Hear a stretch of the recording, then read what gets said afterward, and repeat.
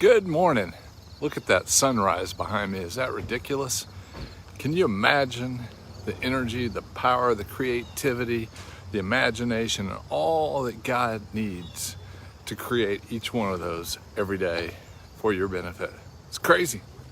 It's crazy. I was thinking about Colossians. If you've ever skipped reading that book, today's the day. Probably a 10-minute read, and I'm pretty slow, maybe 15. But it says in one of those verses, set your mind on the things above, not the things on earth.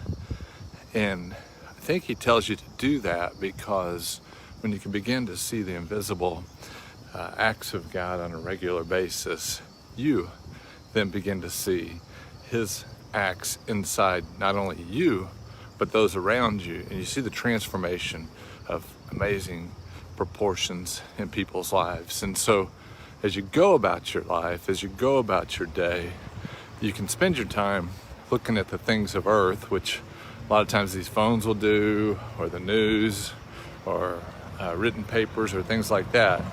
But the reality is that there's a God out there. He's creating sunrises.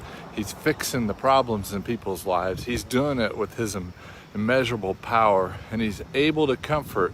He's able to come to the aid of those in need and do amazing things. So today, I hope you can just imagine, appreciate, and see the great things he's doing in spite of whatever circumstances you might be walking through. He's able to do exceeding abundantly beyond measure. That's I think that's even in the book of Colossians if you happen to read that.